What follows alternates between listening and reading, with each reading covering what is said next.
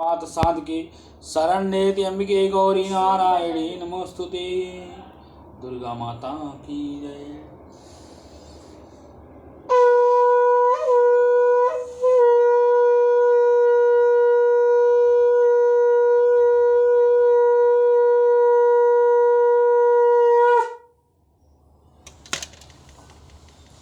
दुर्गा माता की जय।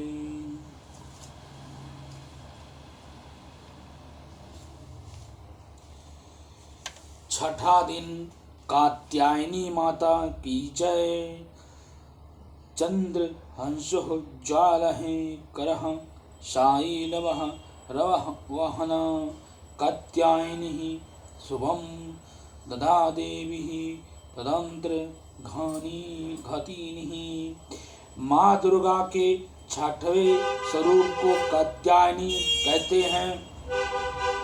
कात्यायनी महर्षि कात्यायनी की कठिन तपस्या से प्रसन्न होकर के उनकी इच्छा अनुसार उनके यहाँ पुत्री के रूप में पैदा हुई थी। महर्षि कात्यायन ने सर्वप्रथम इनकी पूजा की थी, इसीलिए ये कात्यायनी के नाम से प्रसिद्ध हुई हैं। माँ कात्यायनी ओम फलदायिनी हैं। दुर्गा पूजा के छठवें दिन इनके स्वरूप की पूजा की जाती है। इस दिन साधक का मन आज्ञा चक्र में स्थिर रहता है। योग साधना में इस आज्ञा चक्र का अत्यंत ही महत्वपूर्ण है। इस चक्र में स्थिर मन वाला साधक माँ कात्यायनी के चरणों में अपना सब कुछ न्यौछावर कर देता है। भक्ति को सहज भाव से माँ कात्यायनी के दर्शन प्राप्त हो जाते हैं। इनका साधक इस लोक में रहते हुए भी अलौकिक तेज से युक्त हो जाता है। बोलो दुर्गा माता की जय। नवा अध्याय निशुंभ का वध।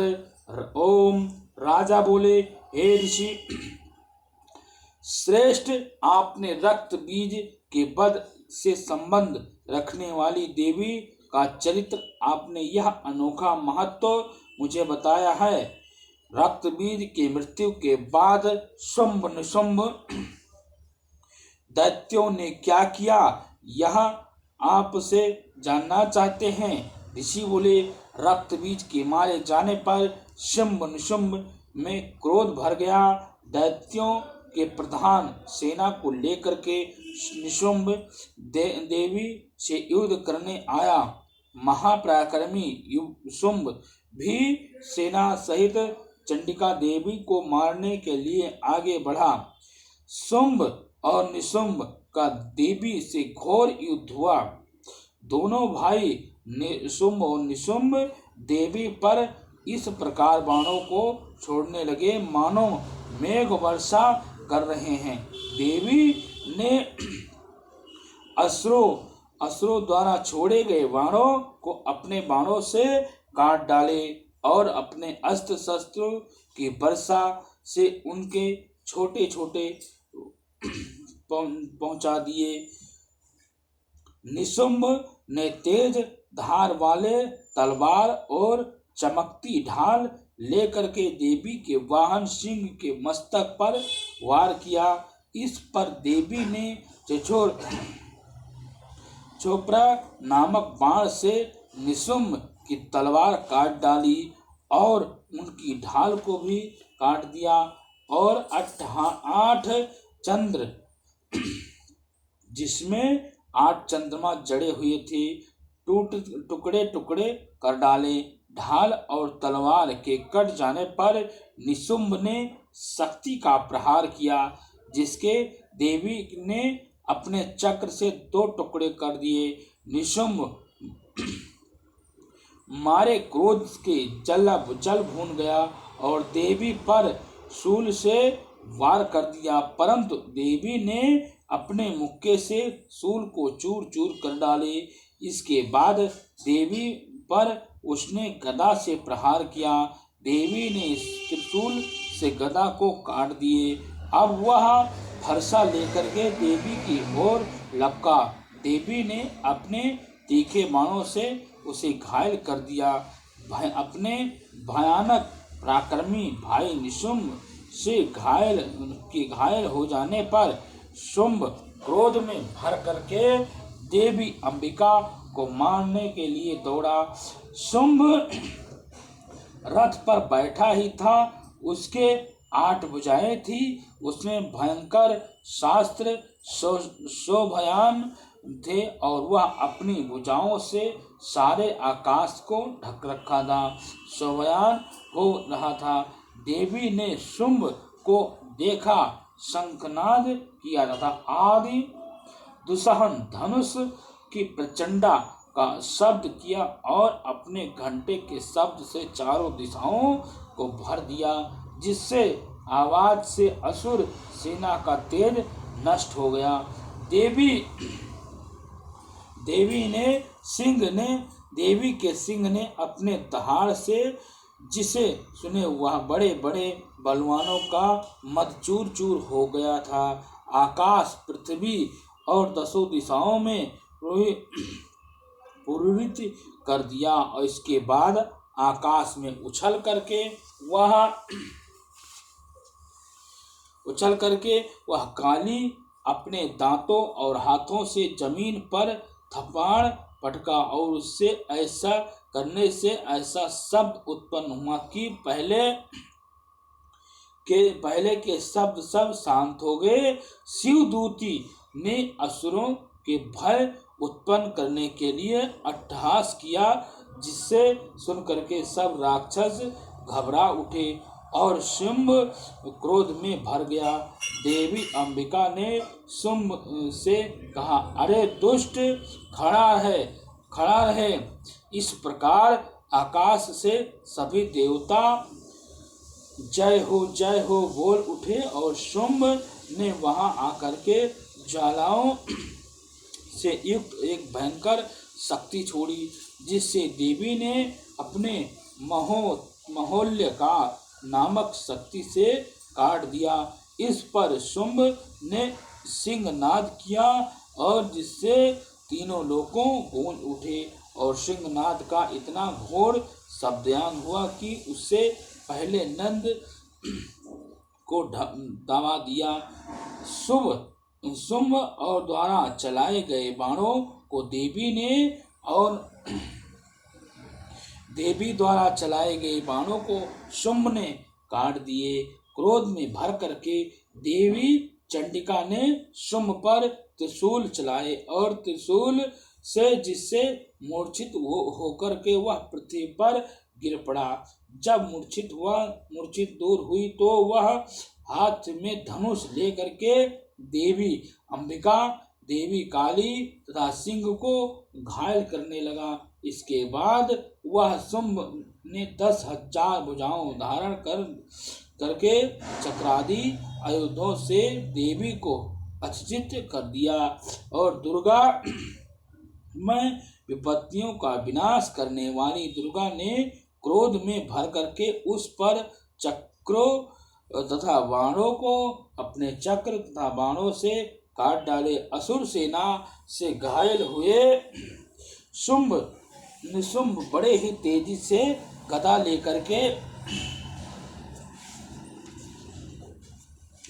देवी पर लपका।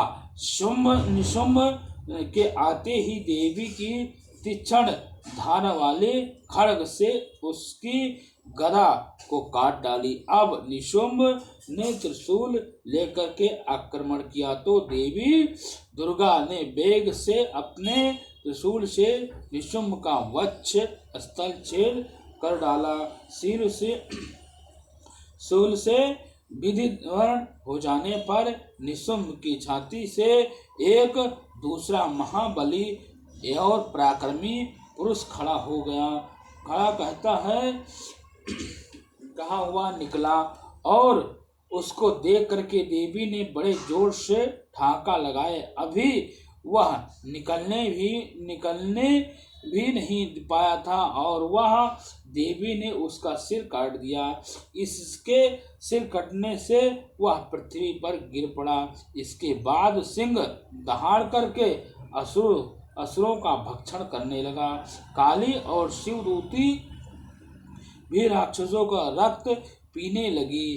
कौमारी की शक्ति से कितने ही महादैत्य नष्ट हो गए। ब्रह्मा जी के कमंडल से जल से कितने ही असुर समाप्त हो गए। कई दैत्य महिषासुर महेश्वरी से त्रिशूल से वितीर्ण होकर के पृथ्वी पर गिर पड़े। कई वाराही के प्रहार से छिन्न छिन्न भिन्न होकर के धराशायी हो गए। वैष्णवी ने भी अपने चक्र से बड़े बड़े महापराक्रमियों को कचूमर निकाल दिया, यमलोक पहुंचा दिया। इंद्र आदि हाथ से छूटे हुए वज्र द्वारा कितने ही राक्षस यमपुरी पहुंच गए। कितने ही राक्षसों को काली शिवदूती और सिंह ने भक्षण कर दिया। 10वां अध्याय शुंभ का वध। ओम मेघा ऋषि बोले, हे राजन, अपने प्यारे भाई निशुंभ को मारा हुआ देख करके तथा बहुत सी सेना के भी नष्ट हो जाने पर शुंभ को क्रोध आया और सीमा न रही क्रोध की। वह देवी को संबोधित करते हुए बोला, हे दुष्टी दुर्गा, तू अपने बल का अहंकार मत कर, क्योंकि तू तो दूसरों के बल पर खड़ी है। देवी दुर्गा ने उत्तर दिया, अरे दुष्ट दानव, देख, मैं तो अकेले ही हूँ। इस संसार में मेरे अतिरिक्त कोई दूसरा नहीं है। यह सब तो मेरे ही शक्तियों से उत्पन्न हुए हैं। यह देख, ये सब मुझ में समा रही हैं। इतना कहते ही ब्रह्माणी आदि सब देवियों दुर्गा के शरीर में प्रवेश कर गई तथा दुर्गा जी अकेले रह गई। देवी बोली, मैं अपने विभूति से अनेक रूप से यहाँ प्रकट हुई हूँ। उन सब रूपों को मैंने समेट लिया है। अब मैं युद्ध के मैदान में अकेले खड़ी हूँ। तू भी यहाँ स्थिर भाव से ठहर। ऋषि बोले, तब देवताओं और राक्षसों के देखते देखते ही देवी और शुंभ में भयानक युद्ध छिड़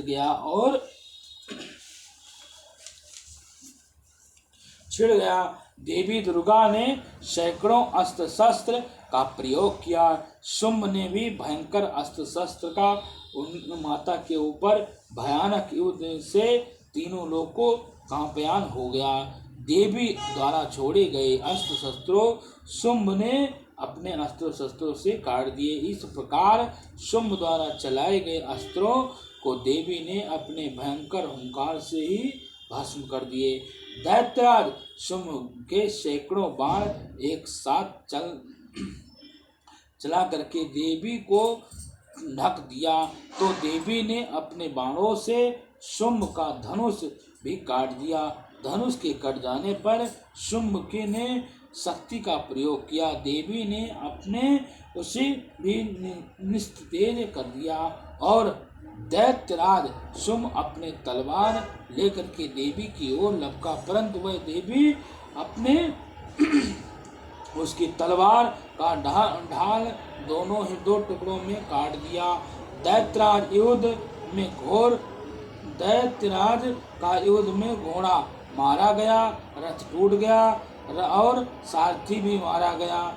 अब शुंभ भयंकर मृदगाल लेकर के देवी की ओर लपका, तो देवी जगदम्बा ने अपने पहने बाणों से उसके मुद्गल को काट डाले और मुद्गल के टूट जाने पर शुंभ बड़े वेग से देवी को मुक्का मारने के लिए दौड़ा। जैसे ही शुंभ ने देवी के छाती पर मुक्का मारा, तो देवी ने भी शुंभ के एक छाती पर एक झापड़ मारा और देवी का चाटा पड़ते ही दैत्यराज शुंभ पृथ्वी पर गिर पड़ा, परंतु पुनः उठ करके खड़ा हो गया। और अब दैत्यराज शुंभ अचानक उछला और देवी को लेकर के ऊपर आकाश की ओर उड़ गया, और देवी आकाश में ही शुंभ के साथ युद्ध करने लगी। उनके इस युद्ध से सिद्धि और मुनियों को विस्मय में डाल दिया। इसके बाद देवी ने शुंभ के साथ काफी समय तक के युद्ध करने के पश्चात उसे उठा करके जोर से घूसा मार करके पृथ्वी पर पटक दिया। पृथ्वी पर पटकते जाने पर ही वह दुष्ट आत्मा पुनः खड़ा हो गया, और देवी का वार करने के हेतु उसने और बड़े बड़े वेग से दौड़े। दैत्यराज शुंभ को अपनी ओर आता देखकर देवी ने त्रिशूल से उसके अति देखकर पृथ्वी पर गिरा दिया, और देवी ने त्रिशूल से उसे घायल होने पर दैत्यराज शुंभ के प्राण पखेरु उड़ गए, और वह समुद्र द्वीपों तथा पर्वतों सहित समूची पृथ्वी को कांपयान करता हुआ पृथ्वी पर आ गिरा। उस दुष्ट असुर के मरते ही सारा संसार प्रसन्नित हो नाच उठा। पहले जो अनिष्ट सूचक मेघ और उल्पान होते थे वह सभी शांत हो गए। नदियां अपने सही मार्ग से बहने लगी। देवतागण बड़े प्रसन्न हुए और तथा गंधर्व सुंदर गीत गाने लगे, बाजे बजने लगे, और अप्सराएं नाचने लगी, स्वच्छ वायु बहने लगे, सूर्य की उत्तम प्रभाव हो गई, और यज्ञादीपों की अग्नियों की माँ जो शांत हो गई थी अब वह प्रज्वलित हो गई तथा संपूर्ण दिशाओं का हाहाकार शांत हो गया, और प्रजा सुखी हो गई, और सर्वत्र शांत स्थापित हो गया। बोलो दुर्गा माता की जय। सर्व मंगल्ये शिवे सर्वार्थ साधिके शरण्ये त्र्यंबिके गौरी नारायणी नमोस्तुते।